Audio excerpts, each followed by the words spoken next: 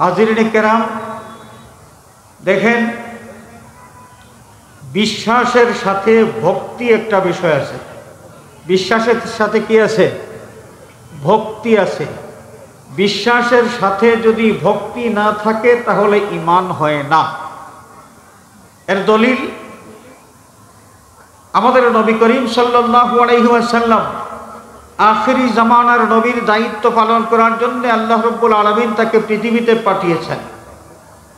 এই বিষয়টা ইহুদিরা জানতো কি জানতো না? জানতো মানে তারা বিশ্বাস করত।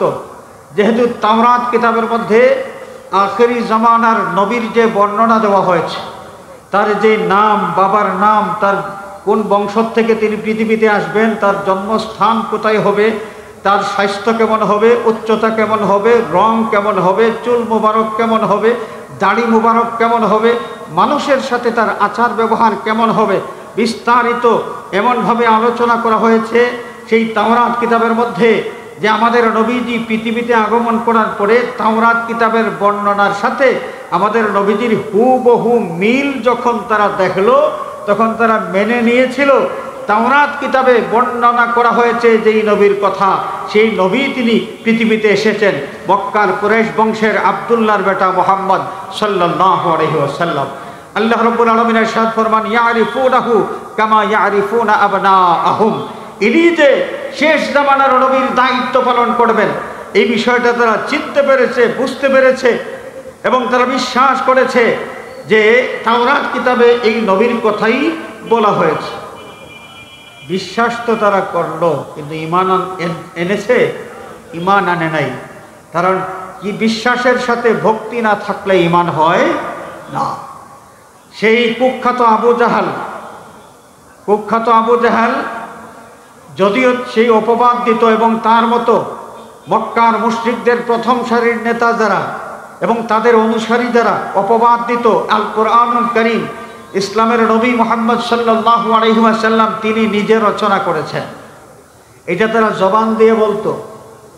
কিন্তু তারা গোপনে গোপনে আল্লাহর নবী সাল্লাল্লাহু আলাইহি ওয়াসাল্লামের জবান মোবারক থেকে যখন কোরআন কারীমের তেলাওয়াত শুনত, তেলাওয়াত শোনার পরে এই আবু জাহেল, আবু সুফিয়ান, তখনও তিনি ইসলাম ধর্ম কবুল করেন নাই, আখনাস বিন শুরাইক, এরা কাফিরদের মধ্যে দানা মুরব্বী, এরা সবাই কোরআন কারীমের তেলাওয়াত শোনার পরে তারা নিজেরা বসে বসে কোরআন সম্পর্কে মন্তব্য করেছিল যে আমরা যদিও বলি এই কোরআন আব্দুল্লাহর বেটা মুহাম্মদ নিজে রচনা করেছেন, এটা আমরা যদিও জবান দিয়ে বলি, কিন্তু আমরা একদিন, 2 দিন, 3 দিন এই কোরআন সারা রাত ব্যাপী শুনলাম।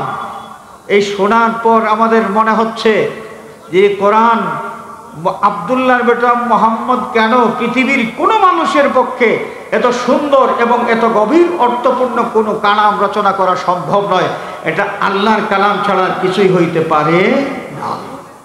তারা বিশ্বাস করেছে কোরআনে কারীম আল্লাহর কালাম, কিন্তু ঈমান এনেছে? ঈমান আনে নাই। তার কারণ বিশ্বাসের সাথে ভক্তির সংযোগ হয় নাই। আমাদের ঈমানের সাথে ভক্তির সংযোগ সেটা রাখতে হবে। কোরআনে কারীমের মধ্যে আল্লাহ রাব্বুল আলামিন ইরশাদ করেছেন, ওয়া তুআযজিরুহু ওয়া তুওয়াক্কিরুহু, ওয়া তুআযজিরুহু ওয়া তুওয়াক্কিরুহু, ইন্না আরসালনাকা শাহিদান ওয়া মুবাশশিরান ওয়া নাযীরান লিতু'মিনু বিল্লাহি ওয়া রাসূলিহি ওয়া তুআযজিরুহু ওয়া তুওয়াক্কিরুহু। আল্লাহর নবী সাল্লাল্লাহু আলাইহি ওয়াসাল্লামের কথা আল্লাহ পাক উল্লেখ করে এই নবীর উম্মতদের উদ্দেশ্যে আল্লাহ পাক নির্দেশ প্রদান করেন যে লিতুমিনু বিল্লাহি, রাসূল পাঠানো হয়েছে। এই রাসূলকে পাওয়ার পরে প্রথমত এক আল্লাহ তোমরা বিশ্বাস স্থাপন করবে, আল্লাহর রাসূলের প্রতি বিশ্বাস স্থাপন করবে। এই বিশ্বাস এবং ঈমানের পরে ও তুআযজিরুহু, এই নবীকে তোমরা সাহায্য করতে হবে, নবীর শরীয়ত মেনে চলতে হবে, শরীয়তের পক্ষে তোমরা কাজ করতে হবে।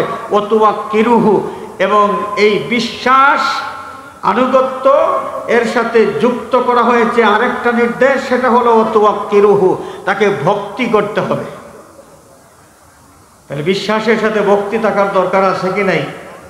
আছে কি নাই? এই জায়গায় মুশকিল।